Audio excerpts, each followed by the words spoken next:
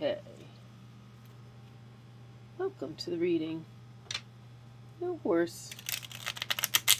He shut out for a few days. He needed to be, for practical reasons, here on the ranch. And he has not yet figured out it's possible, I don't think.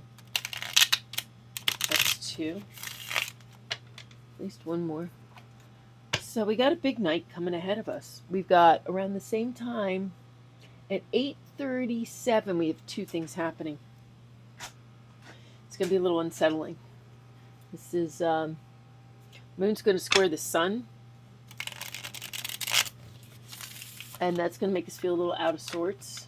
Those two aren't really comfortable squaring each other off. Square is kind of an iffy event. And then the Moon goes void of course. So it will leave Aries, and it will be in between Aries and Taurus.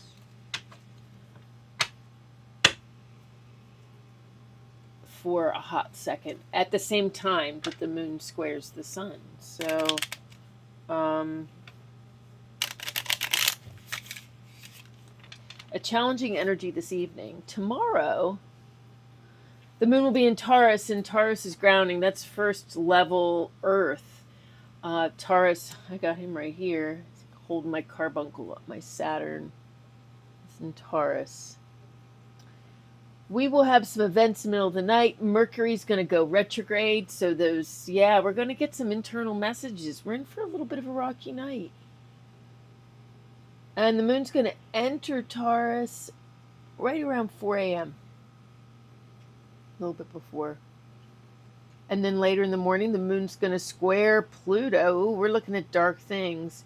And then at 10 a.m., Mercury's going to sextile the divine feminine Venus, with the Moon sextiling Jupiter around 7 p.m. And that's a great time to take up some kind of new feel-good opportunity.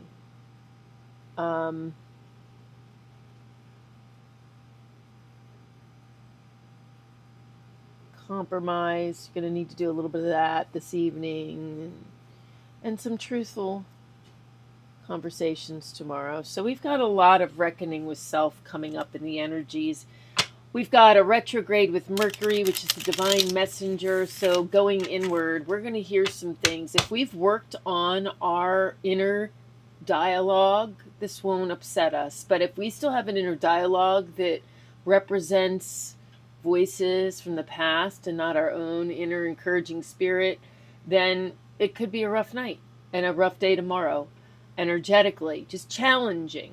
And so I ask you to stop, pause, breathe deeply, right? And try to respond instead of react. That is always the challenge at hand. Perceive. Project less. Projections are convenient, but they're not always helpful. Perceiving forces us to feel and experience and be present and witness things. Sometimes that which is uncomfortable, sometimes that which does not reflect us well. But it is. Only way out is through. All right, so let's see what the cards have to say for us. That was your energetic reading for tonight into tomorrow. I'll post this tonight. It's going to get to you whenever it gets to you. I'm not chasing the algorithm on this one. I'm not getting it out in a way that respects that. So we do it because we do it. Because this is what I do. Thank you. Oh, King of Cups. Okay. Okay, so we are in a King of Cups energy, and that makes sense because we just had a King of Cups journey. So we're coming in with that. We have an inspired cup, and it is holding the Moon, Cancer, first level water. It's also got water coming up like Pisces. So we get both represented a bit in the King of Cups. The King is responsible. Really? Okay. For others, it's a big chunk. That's why I was like, really? When it does this, I'm a little at a loss. It's going to tell me to play from the bottom. So we're on a works journey. And we're back to distinguishing between our perceptions and our projections through work, efforts, creative works, pentacles, earthly matters. And that brings us to a truce. We're bringing the ability to distinguish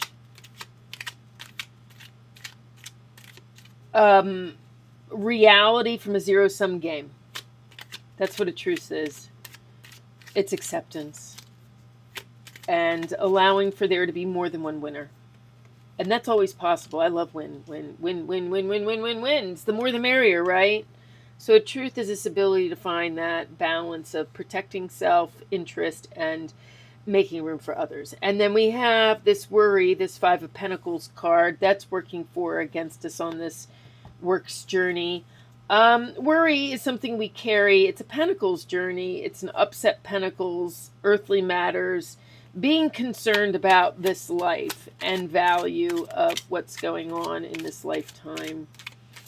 It's really a self-esteem card. That's what the Five of Pentacles is in terms of how you're showing up in the 3D world. So we've got some of that working for or against us. And then we have a Prince of Pentacles. And, you know, he's got Taurus coming in. This is cool. He's riding Taurus. He's riding the bull. So he's grounded. He's focused on earthly matters. The prince is not fully ripe like the king. You know, he's got a plan. It's a little rough shot. So what we've got here is, you know, the enthusiasm that comes with youth and determination and a lot of earthly resources. You know, not a ton. You're not overwhelming. It's not like an ace or a king or a queen. But, it, you know, the prince is, he's got stuff in his hands. You know, he's got things he can use. So we got that going for us. All right. Whoa. That should not have done that. These go back in the stack. Success. Six of Pentacles. Is this our journey? It is? Okay. We're going to have to work with prior successes. This is good.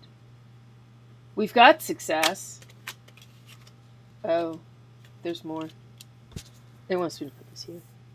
We have our prior successes working for us. We're going on a Queen of Cups and a Prince of Cups journey. That makes sense. We were just here. We keep doing this.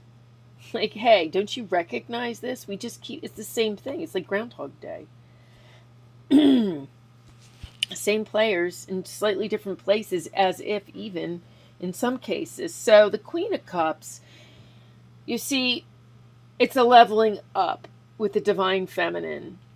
We have strong essence of water and emotion versus the holding of energy and emotion and taking care of others.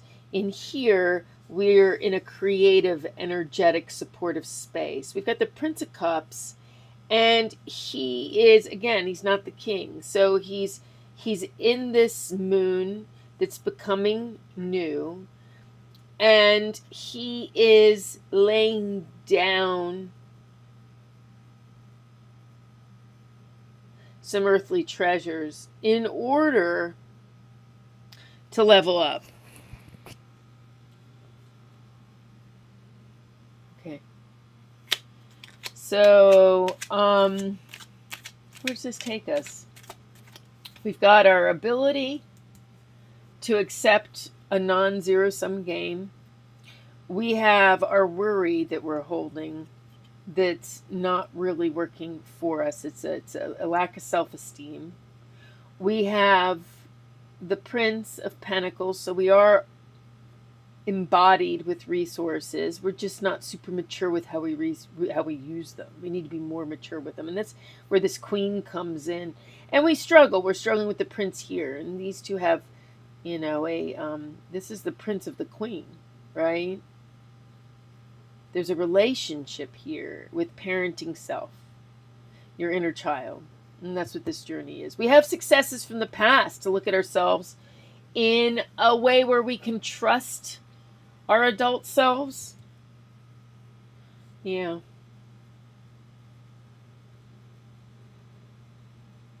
Aren't we all parenting our inner child? So that's what this journey is. So how do we come out of this one?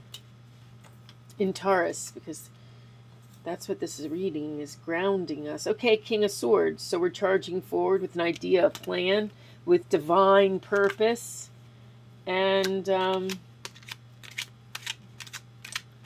guidance. We have the ability to speak and receive messages. Which puts us on a Prince of Swords journey. Do you see the trend here? Look at all these princes. Right? I got the King of Swords, the Prince of Swords. I got the King of Cups. I've got the Prince of Cups. This Queen of Cups is here to help. And we have a Prince of Pentacles, and he's here to assist this process as well. So we're reminded of the gifts of Earth. We're reminded of the importance of champion emotions and nurturing our inner child. We come out in charge of it. And we end up on a thinking spiritual journey with our inner child instead of this emotional one. Okay. So we learn to detach from the emotional piece and use it as an informant in this spiritual, intellectual process that we're now engaging in. So it's about intention. It's about coming out with intention and more masterfully managing this prince that we're carrying, this inner child. It's an inner masculine child. It could be a princess, right? But it's not. So we all have feminine and masculine attributes. Masculine. No, that is way too much. Like, I am just not holding the cards well. I mean, you gotta be more specific, loves. Oh, okay. So then we'll come out on the other side of this wielding magic and having grand ideas and plans. The magician was, that was our Aries, spark of creation. So we're back to creation, creating things, the magic of wielding all the elements and creating. Yeah. And then we're set back to zero, the Fool. We get to start over. The Fool reminds us of the journey from something to nothing. And so we've come full of ourselves, and we'll likely be humbled back to something from nothing. We'll come back, and we'll have the Fool as our subject matter once we've come here. So when I get this here, I know we've done this. We've championed our inner child.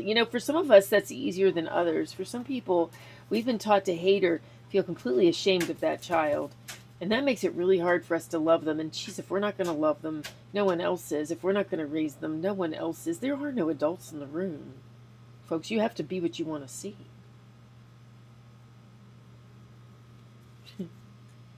Right? And then you can be one with the universe. You get the gifts. You get the flow. In today's day and age, if you want to be in tune with the universe, you had better be expanding. And there's a lot of ways to do that through some sort of alchemy or creative process. We used to really exalt intelligence and planning and strategy and all these things that humans needed to do to get us to where we are in a magical place of creation. But the reality of it is the collective has kind of done that. And now we are at an age of creation. And I know that we exalted the thinking and the memorization and the planning. Hey, I like that stuff. I'm pretty good at it. Believe it or not, I'm a systems engineer. I can appreciate all of that. Very, very, very much so. But everybody's kind of got it at their fingertips if they learn how to wield it and get to this other side. And so now the king really is the king of fire. It's creation, creativity. It's where it's at, because it's the one thing that machine is really sorely poor at. It doesn't create as well as we do. Just it doesn't. Not for now. Take advantage of it while you can. Back to the oracle cards. And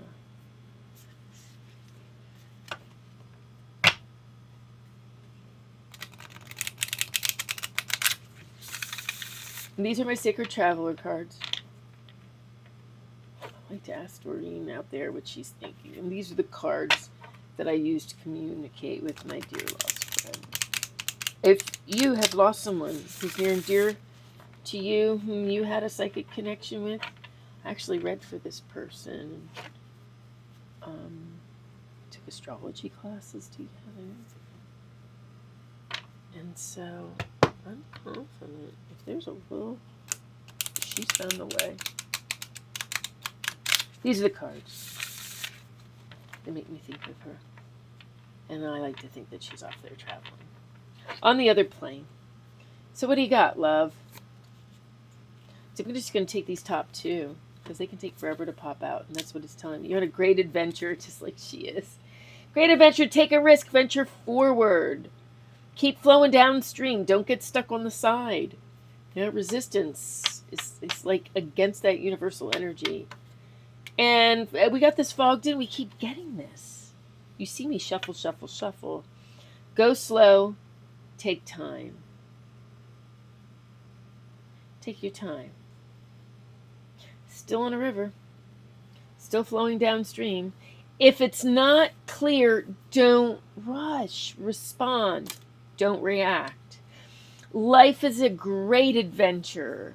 Every moment you're in is part of it. Don't forsake the present for your worries about the past or your anxiety about the future. You'll lose it. Be here now and be what you want to see. Don't forget to like, subscribe, comment. If not, I'm not going to end up in your feed. And I hope you're enjoying this. I am.